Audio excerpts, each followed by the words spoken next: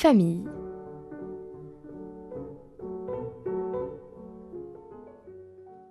Décider d'habiter en coloc, c'est un choix que font de nombreux jeunes quand ils sont étudiants.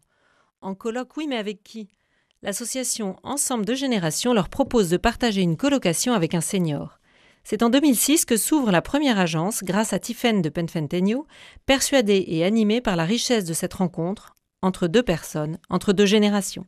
Depuis cette date, l'association s'est développée partout en France et aussi à l'étranger.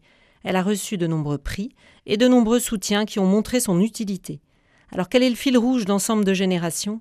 Qu'est-ce qui motive un senior ou un étudiant à s'engager dans cette drôle de colloque ? Et en quoi consiste le quotidien ? Comment choisir la formule qui nous correspond ? C'est ce qu'on va voir avec Marie Guidec, responsable de l'agence Ensemble de Générations Nantes, et Bernadette qui accueille chez elle des jeunes via Ensemble de Générations depuis plusieurs années. Elles vont nous expliquer le fonctionnement et la valeur ajoutée de cette colocation. Bonjour Marie, bonjour Bernadette. Bonjour. Et merci d'être avec nous dans Vie de famille, présentée aujourd'hui par Ségolène Boussion. Bernadette, vous avez des enfants, des petits-enfants, des arrière-petits-enfants, et vous continuez à ouvrir votre maison en accueillant une étudiante. Est-ce que c'est cette grande famille qui vous a soumis l'idée de proposer une colocation à un jeune et de contacter Ensemble de Générations ? Oui, tout à fait. Les enfants se rendaient compte que je serais assez seule, je n'ai qu'une fille sur Nantes qui est assez prise. Et puis nous connaissions entre deux générations par une nièce, Nathalie, qui travaillait à Nantes.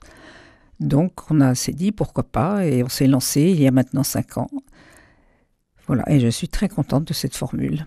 Donc vous avez contacté Ensemble de Générations et hop, vous avez été embarqué dans l'aventure. Absolument. D'abord un garçon et maintenant une jeune fille. Et tout se passe bien. On travaille ensemble dans le jardinage surtout. Et puis le soutien à l'informatique qui est bien commode.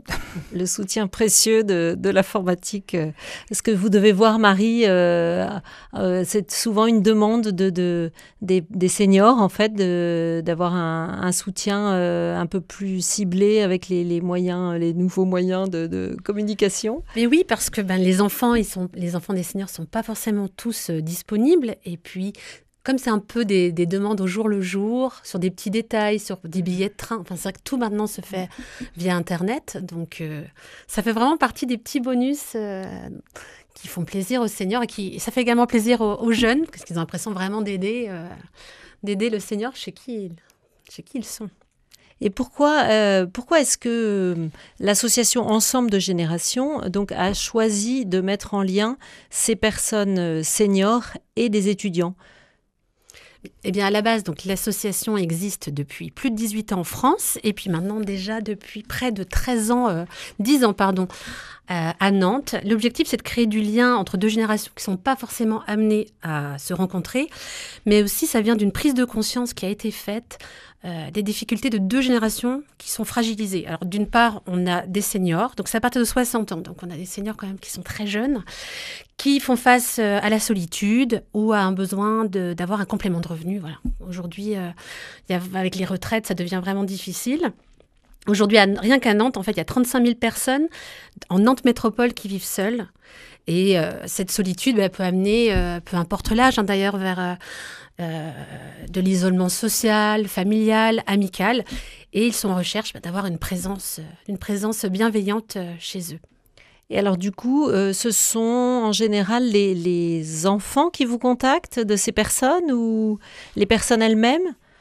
Alors, c'est vrai que ça varie. Les personnes elles-mêmes, quand elles sont plus jeunes, quand c'est de jeunes seniors, des enfants, en effet, et même de plus en plus des petits-enfants. Ah oui, qui appellent aussi en disant j'ai mon grand-père, ma grand-mère qui est seule et ça peut être une idée de... Parce que comme il y a quand même beaucoup de communication qui est faite via les réseaux sociaux, Internet en général... c'est là, en fait, où ils ont accès à l'information qu'il existe la cohabitation intergénérationnelle. Et ils se disent, pourquoi pas, ça peut être une solution pour mon grand-père ou ma grand-mère. Et puis après, on passe un peu de temps à discuter. Oui, c'est ça, parce qu'il y a quelquefois aussi un peu de temps avant que la personne, on peut en entendre parler. J'ai lu quelque part qu'il y avait une personne avait découpé un article dans le journal et elle l'avait gardé précieusement. Et 3 ans après, elle avait appelé l'association. Donc il peut y avoir aussi un peu de temps. Est-ce que Bernadette, vous avez eu aussi un peu de temps de réflexion Non, parce que comme Nathalie, on est proche d'elle puisque elle est plus ou moins de notre famille, eh bien, on connaissait le but de l'association, on connaissait Nathalie, donc ça nous a, oui, ça vous a donné confiance facilité très vite. Oui. Et est-ce que il doit y avoir quelque chose aussi quand on a plusieurs enfants, peut-être que tous ne sont pas forcément d'accord, ou il y en a qui peuvent être inquiets, il y en a qui peuvent avoir envie. Vous, Bernadette, j'ai l'impression que tout a été fluide alors. Tout a été fluide et ils sont très contents que je sois entourée comme ça. Voilà, c'est une très bonne. Et Marie, donc, comme en recul, vous, avec toutes les personnes que vous voyez. Il y a souvent, si c'est les enfants qui font appel, je leur demande systématiquement, est-ce que vous en avez parlé bien à votre papa ou à votre maman? Ce qui n'est pas toujours le cas. Donc, voilà, je leur demande, eux, de parler de ce que l'on fait. Donc, je passe aussi beaucoup de temps au téléphone, du coup, avec les enfants, pour bien leur expliquer, les rassurer sur le ou la jeune que je vais vraiment choisir pour leurs parents.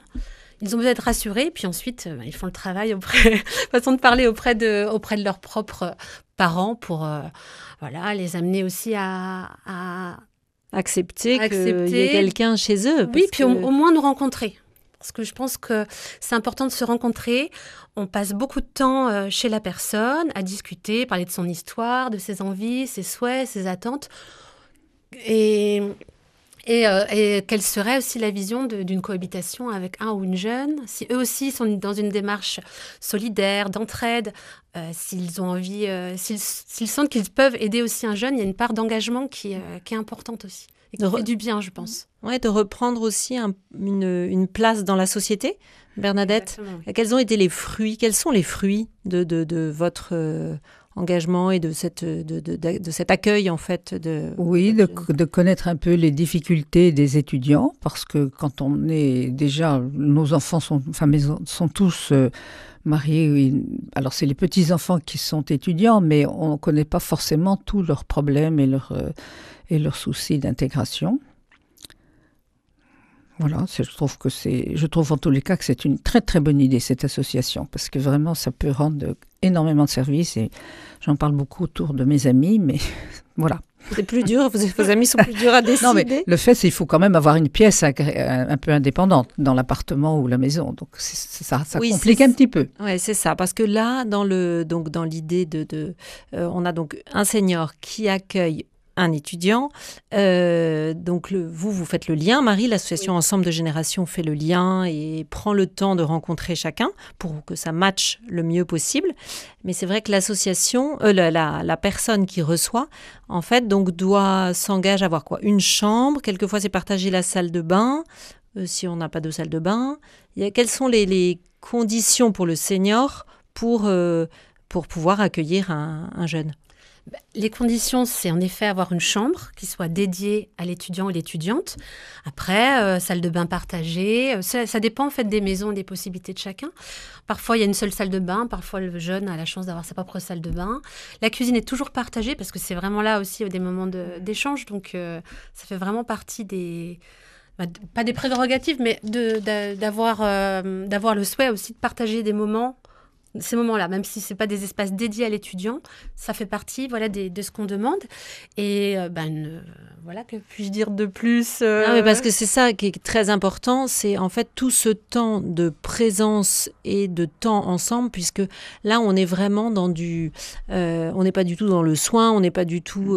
on est vraiment dans le temps passé ensemble, le partage, l'écoute, puisque Bernadette, vous l'avez très bien dit aussi, mais c'est vrai que on pense souvent aux personnes plus âgées en se disant elles sont seules, mais les étudiants, ils peuvent aussi être très seuls. Donc là, l'idée, c'est de recréer du lien et de se connaître.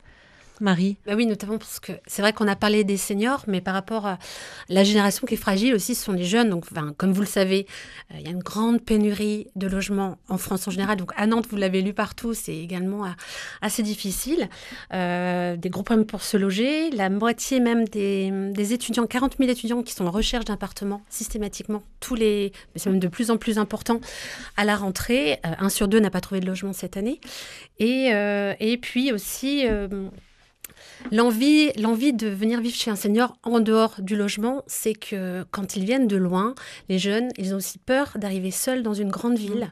Ils ont besoin d'être rassurés et ça leur permet aussi d'avoir un foyer justement rassurant, plus grand, plus confortable, et un petit peu comme une autre famille. Ouais, parce que ça rassure l'étudiant, ça rassure ses Les parents. J'ai souvent les parents aussi au téléphone au tout départ. Ouais. Oui. Bernadette, vous vouliez ajouter quelque chose? Non, c'est bien, c'est très bien. C'est tout à fait ce que je ressens et ce que j'entends me dit ma jeune étudiante. Oui.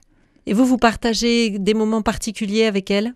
Eh bien, alors beaucoup le jardinage, essentiellement le jardinage, parce elle est dans une petite maison en dehors de la mienne, donc elle a son studio dans cette maison, donc elle ne fait pas sa cuisine avec moi. Mais c'est vraiment le jardinage qu'on fait ensemble, et puis bien sûr les problèmes d'informatique, de téléphone, et elle est très compétente et m'explique très bien. Voilà. Alors, à quoi est-ce que vous faites, Marie, particulièrement attention pour qu'une coloc se passe bien? En fait, il faut quand même un état d'esprit, parce qu'effectivement, il y a le côté un peu plus... On peut se dire, je vais avoir un logement un peu moins cher, mais il y a pas, s'il y a que ça marche pas, en fait. Non, ça marche pas du tout. En fait, chaque étudiant ou étudiante, on le reçoit, on le voit individuellement. L'idée, c'est vraiment... pareillement, en fait, de connaître ses besoins, ses attentes, son projet aussi à Nantes, et être sûr que la personne soit bien sérieuse, ne vienne pas uniquement pour trouver un logement, qu'elle soit dans une démarche d'entraide, solidaire, l'envie de partager, et qu'elle soit bien consciente. Déjà, cohabiter, quoi qu'il arrive, c'est pas évident, et cohabiter entre seniors et jeunes, 2 générations qui se connaissent pas, 2 personnes qui se connaissent pas, faut vraiment être conscient que ça va pas être forcément facile tous les jours, mais que c'est un travail de confiance et tout cela, et être sûr vraiment au départ que ce soit des jeunes sérieux. Il faut qu'il y ait une envie de transmission et d'écoute. Alors nous allons faire une courte pause musicale pendant laquelle nous allons écouter Sofiane Pamar, et on se retrouve juste après avec Marie Guidec, responsable de l'agence Ensemble de Génération Nantes, et Bernadette qui accueille Mélissande, étudiante de 20 ans, depuis le mois de septembre 2023.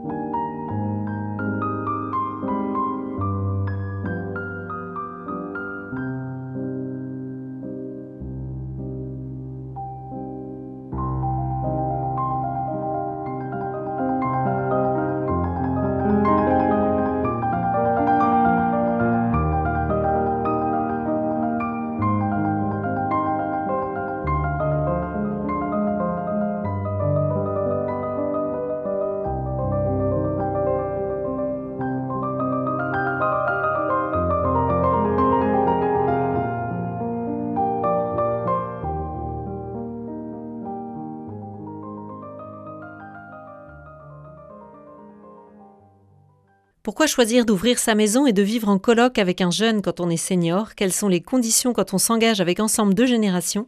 C'est avec Bernadette, jeune senior, et Marie Guidec que l'on va très concrètement voir comment s'organise cette fameuse coloc dont on a parlé dans la première partie. Donc Marie, pour les jeunes, qui peut bénéficier de la structure Ensemble de générations? Est-ce qu'il y a des conditions d'âge, de cursus? Alors la condition d'âge, c'est 18 ans. Donc jusqu'à 30 ans. Donc c'est pour ça qu'on parle d'étudiants, étudiantes et jeunes actifs. Ah oui, donc c'est entre 18 et 30 entre ans, 18 on et peut 30 s'adresser à Ensemble de générations. Voilà. Malheureusement, on peut pas, comme on est encadré par la loi Elan, la loi de logement qui est dans le cadre de l'entraide, on peut pas véritablement accueillir malheureusement d'autres personnes. Ceci dit, entre 18 et 30 ans, ça fait déjà une bonne tranche d'âge. C'est déjà pas mal. Alors, Ensemble de générations propose plusieurs formules. Je ne sais pas si c'est le bon terme, mais en tout cas, il y a plusieurs possibilités de logement qui sont proposées. Donc, est-ce que vous pouvez nous les évoquer avec leur nom Alors, je vais essayer de le faire très facile, Je vais essayer de le faire très rapidement. Donc, on a ce qu'on appelle la formule 1, qui est la formule présence. Donc là, c'est une grande présence de l'étudiant dans le domicile du ou de la senior. C'est-à-dire 5 soirs par semaine, 2 week-ends par mois, 2 semaines de vacances également. Donc là, c'est une grande présence et on demande une contribution financière aux jeunes de 10 € par mois. Il y a ensuite la formule 2, qui est la formule entraide, où là, il est demandé des petits services aux jeunes. Alors, des petits services, ça peut être de l'ordre, justement, faire un peu de jardinage ensemble. Quelquefois, on demande juste d'ouvrir les volets. Quelquefois, on demande de garder le chat de temps en temps. Voilà, il n'y a pas de... Ça, ce sont des choses, les petits services dont vous parlez, ce sont des choses qui sont identifiées avec vous en amont. Oui. Donc, quand vous allez rendre visite à le ou la senior, vous voyez avec lui ce dont il a besoin. Et vous le listez. On liste, et puis ensuite, tout est également contractuel. En fait, on dit un contrat, mais on va parler de charte de cohabitation. Alors ça, peut-être, vous pourrez nous en parler juste après. Voilà. Comme exactement. Ça, donc là, on a la formule 2, entraide, qui est avec des petits services. Avec des petits services. Et donc une contribution financière qui est de 150 €. OK. Et la troisième formule, qui est ce qu'on appelle la formule convivialité, qui, elle, est véritablement une cohabitation en se rendant des petits services spontanés, habiter ensemble, en fait, tout simplement, et puis avec bienveillance, et puis c'est une présence bienveillante, conviviale. Et donc là, il y a moins d'engagement acté, oui. fait, c'est ça. Et du coup, la participation est plus élevée. La participation, elle est de entre 250 et 300 €. Ok, ça veut dire que le jeune a peut-être moins de temps aussi, suivant les études qu'il fait. Oui, et puis la demande aussi des seniors. Ouais. Oui, c'est le besoin, les envies. Certains ont des petits services, d'autres n'en veulent pas forcément. Certains aiment bien être un peu tranquille. Enfin, ça dépend des personnalités. Et c'est comme ça aussi qu'on crée les binômes. C'est selon les personnalités et les envies de chacun. D'où vraiment l'importance aussi de votre rôle et de l'association, qui est donc bien une association nationale avec un grand, réseau. Un grand réseau. Et du coup, là, vous faites un grand travail en amont pour bien identifier ce dont chacun a besoin. Alors, oui, parce que c'est vrai que en fait, au cœur de la mission, en fait, de notre travail, c'est le temps, en fait, le temps passé à écouter, accompagner, prendre le temps avec le senior, mais aussi avec le jeune. Parce qu'une fois que les personnes se rencontrent, il faut que ça matche, comme on dit, il faut que ce soit du sur-mesure. On présente un senior, un jeune, et il faut qu'à ce moment-là, ce soit le bon binôme qui se crée. Donc, ça prend beaucoup de temps. Il faut être sûr de soi quand on les présente l'un à l'autre. C'est fait avec professionnalisme. Et donc vous, Bernadette, est-ce que vous pouvez nous parler de la formule que vous avez choisie? C'est la formule 2. Avec la jeune fille que j'accueille, nous avons fixé 2 heures par semaine. Donc, elle fait ça, elle vient m'aider quand elle rentre de ses cours, ou bien si elle rentre trop tard, et bien pendant le week-end, surtout pour le jardinage, qui prend plus de temps. Et moi, je lui demande 2 heures par semaine. Ça fait partie, en fait, dans l'engagement, vous disiez 2 heures par semaine, qu'elle donne 2 heures par semaine. Tout à fait. Et ça lui convenait très bien, et on s'entend très bien, et voilà, c'est vraiment une bonne chose. Et si vous avez un besoin autre ou un peu plus, vous éventuellement, elle peut, si elle a du temps, elle peut, oui, c'est ça. Mais c'est vraiment, elle aime beaucoup le jardin, donc c'est parfait. Ouais, vous vous êtes bien retrouvés là-dessus. Tout à fait, tout à fait. Du coup, vous avez alors, il y a peut-être, Marie, si vous pouvez nous lire le témoignage d'une senior qui s'appelle Odile. Qui s'appelle Odile, qui est aussi une jeune senior et qui accueille Léona depuis septembre à Saint-Herblain. Alors, elle nous a laissé un petit mot, Odile. Je vis seule depuis 2012. Ma maison étant grande et connaissant des problèmes de logement des étudiants, j'ai décidé d'ouvrir mon foyer à 1 ou 2 jeunes depuis 2013. Donc, c'est sa première année avec Ensemble de Générations. Elle continue en disant « C'est toujours une expérience humaine riche d'un côté comme de l'autre, de laquelle le logeur et le logé ne sortent jamais sans avoir fait un bout de chemin l'un vers l'autre. » Donc c'est très joliment dit. Et Odile et Léona vont re-signer pour une 2e année très prochainement. Donc ça, c'est une chouette rencontre. C'est très bien parce que du coup, vous parlez de signer et on peut revenir sur cet élément qui est quand même drôlement important parce que ça veut dire qu'il y a quand même quelque chose, il y a un minimum d'engagement qui est acté, qui est signé. Il y a aussi sûrement, comment dire, ça sécurise aussi, parce que bon, tout ce qui est en plus un peu administratif, d'assurance, etc. Vous, Marie Guidec, association, c'est l'association qui s'occupe de tout ça. Oui. De A à Z, en fait, on vient faire signer un contrat. Alors, j'aime bien dire plutôt charte de cohabitation, mais il y a véritablement tous les éléments nécessaires. L'assurance, je vais partir un petit peu dans les papiers, mais les assurances, la caution, une caution solidaire, et ça, c'est important. Et puis, ce contrat, c'est aussi un contrat moral. C'est un contrat entre le ou la senior, l'étudiant et nous, parce que c'est un contrat de confiance. En fait, on s'est fait confiance. On s'est finalement tous un peu choisis. Et puis, c'est vrai que c'est important pour tout le monde, des deux côtés, d'avoir cet encadrement juridique. C'est même essentiel. Même si on se fait confiance, c'est essentiel d'avoir quelque chose d'écrit et d'acté pour tout le monde. Et en plus, ça veut dire aussi que quelque part pour l'étudiant comme pour le senior, parce que globalement tout se passe bien, mais de temps en temps il peut y avoir un peu des différends finalement, et au moins vous, association, vous êtes là aussi pour pouvoir accompagner un binôme qui devrait se terminer plus tôt. Ou, oui. Voilà, vous faites un suivi, vous Marie, vous appelez régulièrement. Oui, j'appelle régulièrement, donc je viens quand je peux venir. Et puis voilà, on s'appelle régulièrement. Quand il y a un petit souci, on réadapte des deux côtés. Ça peut être sur des petites choses de la vie de tous les jours, comme on pourrait avoir avec n'importe qui, une machine à laver, ou ça peut être sur des toutes petites choses. C'est d'ailleurs souvent sur des petites choses que ça peut partir, donc il faut vite. Puis, voilà, c'est comme les choses. C'est comme dans une vie de famille. Hein, voilà, on a tous nos habitudes. Voilà, il faut faire avec, s'adapter. Et en fait, dès que les personnes font comme appel à cette démarche, c'est qu'ils ont envie également de partager et de s'adapter. Voilà, sinon, ils ne pourraient pas le faire. Alors, on a vu qu'il y avait donc différentes formules, que l'étudiant payait donc soit 10 €, soit 150, soit à partir de 200, si j'ai bien suivi, 250.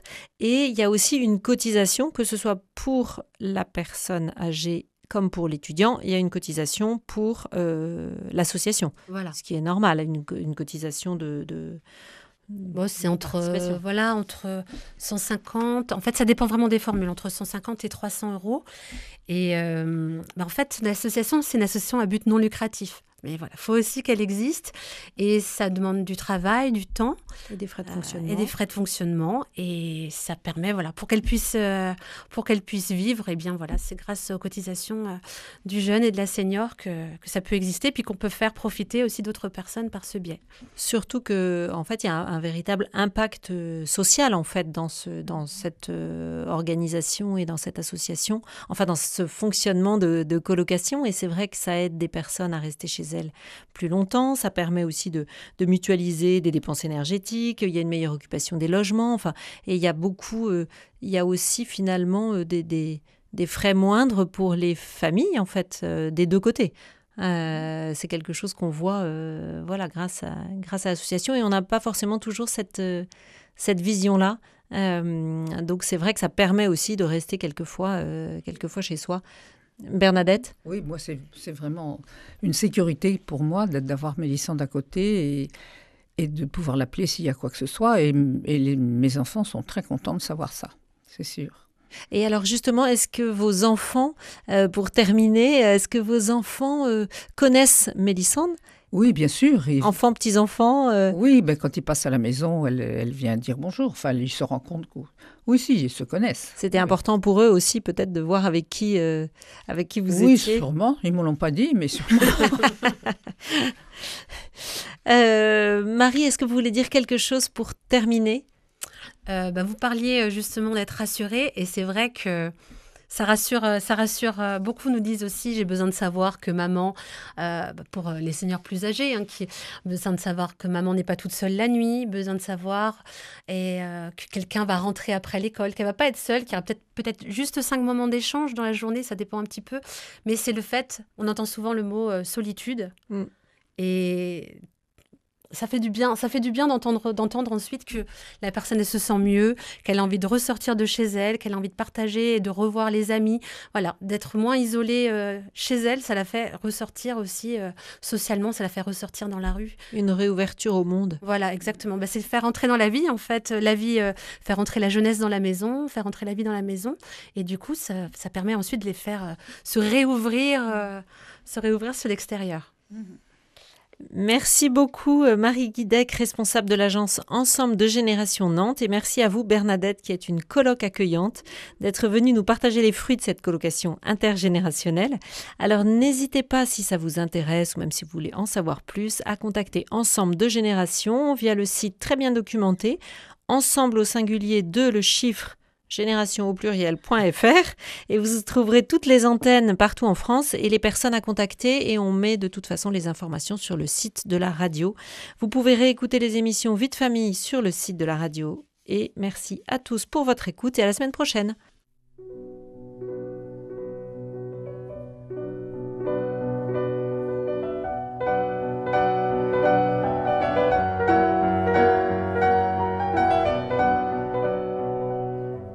C'était Vie de famille.